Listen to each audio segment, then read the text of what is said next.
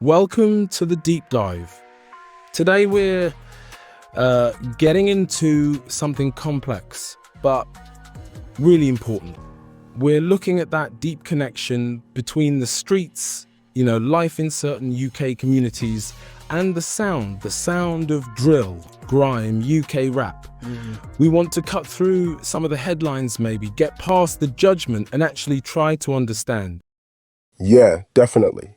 Because this music, it's often painted with a really broad negative brush. The But for a lot of young people, it's a vital voice, maybe sometimes the only voice they feel they have. So we're exploring how life shapes the music and maybe how the music shapes life too. Okay, so let's start with that big one. The idea you hear from outsiders that this music actually fuels violence and makes you ask, like, have you actually listened, like properly listened to what man's saying in those bars? Exactly, because often it's not that simple. It feels like, look, music isn't just beats and bars in these situations, it's survival sometimes. It's a therapy. It might be the one place someone feels they can actually speak without getting shut down. That's a really key insight. The rawness, the sometimes graphic detail people hear, it's often a reflection. It's reflecting a reality, not necessarily glorifying it.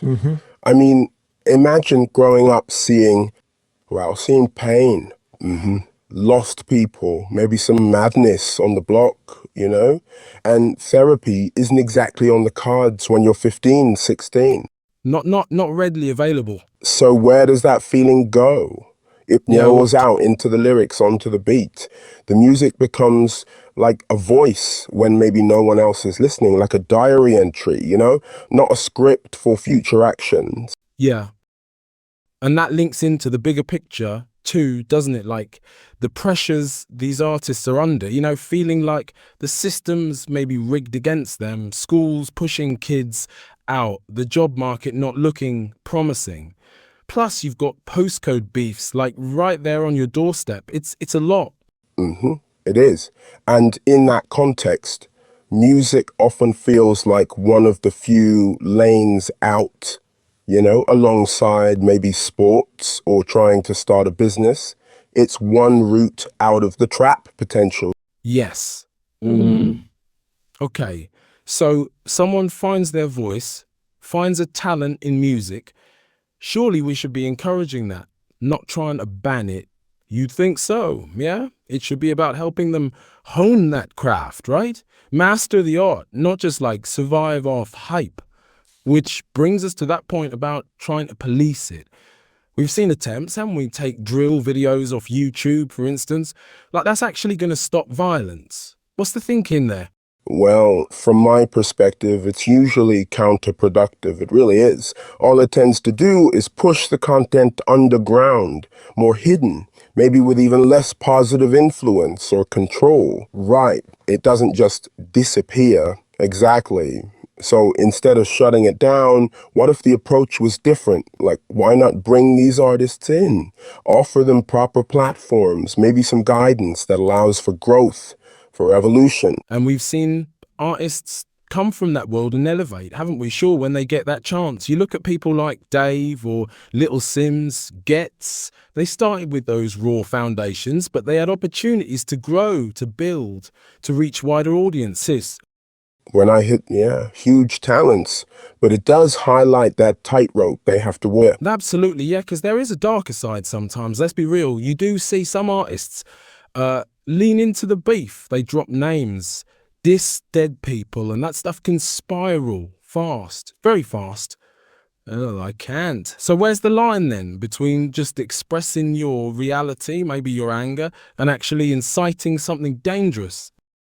That's the million-dollar question, isn't it? It's tough. Look, some artists definitely do it for clout. They see controversy, gets clicks, gets attention. And sometimes, let's be honest, labels might even push for that kind of rawness because, well, it moves units. That's the phrase, right? Yeah, the commercial pressure. But the streets aren't a movie set. when you name names, when you get that specific, real people's lives are affected. It's serious. So what about artists' responsibility then? Where does that fit in? Should they carry more weight? Why not? It's nuanced. Yes, artists have influence. They should be mindful, of course. Yes. But is it realistic to expect, say, a 19-year-old from the Endz, from that environment, to suddenly navigate everything like a polished PR expert? Probably not. The- Their lived experience is totally different. Right. So maybe what's needed is mentorship, understanding, not just instant judgment when things get messy, guidance, not just condemnation. Okay, let's dig into that a bit more. Do you think most younger artists want to talk about violence all the time, or is it pressure? That's a great question. Yeah. And honestly, a lot of them don't actually want to just talk crud, as they'd say, but they often feel like that's the only way to get views, to get noticed. It's what they think people expect to hear. Yeah. So it's perceived demand. Kinda, but when you actually show them, maybe through workshops or mentoring, that they can be deep, raw, even poetic about other things, it changes everything. It proves to them and maybe to the audience that they've got range, real artistic range. And maybe that's the missing piece sometimes. No one's actually telling these young artists, hey, you've got range. You can talk about more than just the struggle. Often not explicitly, no. They might feel like if it isn't about the hardship, the beef, it's not authentic or hard. Yeah. So what can be done? Well, this is where the culture, the wider community needs to step up, I think. We need to big up the mandem writing about loss in a reflective way, about growth, about breaking cycles. Show that that stuff is still powerful, still hard in its own right. Validate those other narratives. So thinking bigger picture, Yeah. what would real support look like? I mean, imagine if schools actually taught lyricism, like analyzing bars the way they do Shakespeare or poetry.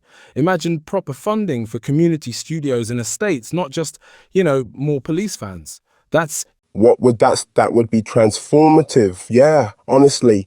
Giving young people a mic, a positive outlet before they feel like their only option is picking up something else. Music can genuinely save lives. I've seen it. I know mandem who dodged jail, who found a different path specifically because they made it out through their lyrics, through music. Yeah, right. So boiling it down, the music itself isn't really the issue here, is it? It's the outlet. It's the symptom, maybe, not the disease.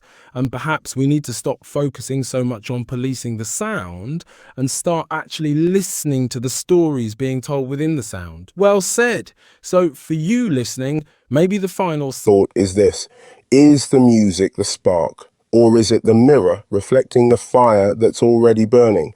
And is it maybe time we started treating these young voices, even the raw ones, as more than just noise? Absolutely. And just to add, maybe directly to any young artist listening right now, your story really matters, your unique truth. Don't just copy what you see getting views. Speak your truth. You don't have to fake pain to be seen as valid. You don't have to follow the crowd just to stand out. Use your music to heal yourself, maybe heal others, definitely not to hurt. And importantly, surround yourself with people who genuinely want to see you win, not just people who want to repost your pain for clicks. This whole conversation, it definitely continues way beyond this deep dive. Indeed it does. Stay curious, keep listening, and we'll catch you on the next deep dive.